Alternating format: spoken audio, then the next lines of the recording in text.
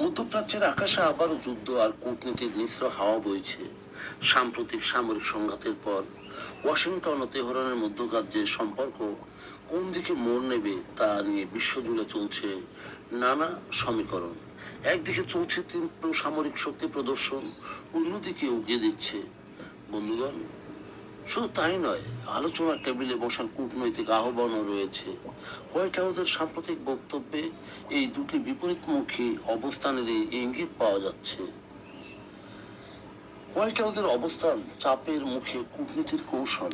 সম্প্রতি হোয়াইট হাউসের মুখপাত্র ক্যারোলিন লেভিট এক বিবৃতিতে জানিয়েছেন যে ইরানের বিরুদ্ধে সামরিক পদক্ষেপ নেওয়া হলেও মার্কিন প্রেসিডেন্ট ডোনাল্ড ট্রাম্প এখনো তেহরানের সাথে কূটনৈতিক আলোচনায় বসতে প্রস্তুত। তবে এই আলোচনার আহ্বানের পেছনে রয়েছে এক ধরনের মনস্তাত্ত্বিক চাপ সৃষ্টির কৌশল। মার্কিন প্রশাসনের দাবি, সাম্প্রতিক সামরিক অভিযানের ফলে ইরানের অর্থনীতি ও সামরিক অবকাঠামো মারাত্মকভাবে ক্ষতিগ্রস্ত হয়েছে। বিশেষ করে অপারেশন এপিক ফিউরি পরবর্তী সময়ে ইরান কূটনৈতিক সমঝোতা শর্ত লঙ্ঘন করেছে বলে ওয়াশিংটন অভিযোগ তুলেছে। মার্কিন মুখপাত্রের ভাষায়, যুক্তরাষ্ট্র যে কোনো সময় ইরানে আঘাত হানার সক্ষমতা প্রমাণ করেছে।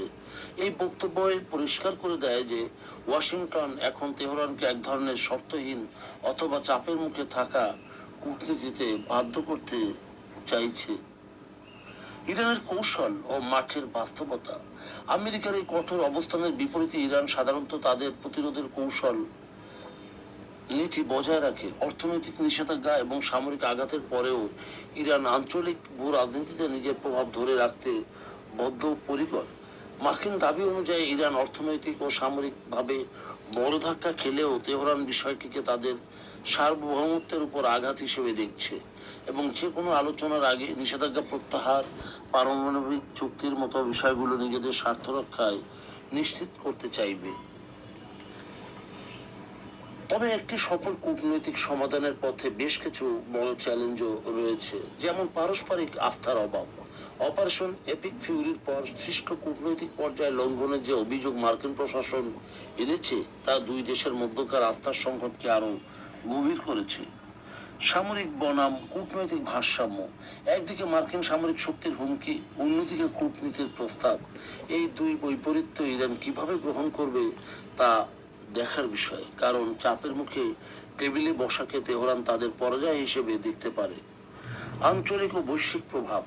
এই সংঘাতের দেশ শুধু এই দুই দেশের মধ্যেই সীমাবদ্ধ থাকছে না। মধ্যপ্রাচ্যের তেল সরবরাহ, বৈশ্বিক অর্থনীতি এবং ইসরায়েল সহ আঞ্চলিক শক্তিগুলোর অবস্থান এই সমীকরণকে আরো জটিল করে তুলেছে। তাহলে ভবিষ্যৎ কোন দিকে? বর্তমান পরিস্থিতি বিশ্লেষণ করলে দেখা যায় ওয়াশিংটন সামরিক শক্তিকে কূটনীতির একটি হাতিয়ার বা লিভারেজ হিসেবে ব্যবহার করছে। তারা ইরানকে বোঝাতে চাচ্ছে যে সংঘাতের চেয়ে আলোচনার পথ বেছে নেওয়াই তাদের জন্য উত্তম।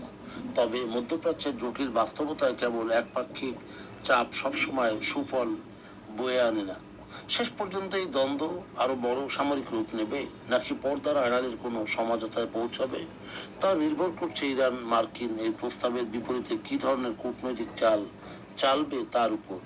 আপাতত বিশ্ব সম্প্রদায় গভীর উদ্বেগের সাথে লক্ষ্য করছে ওয়াশিংটনে তেহরানের এই শক্তি বনাম কূটনীতির খেলা।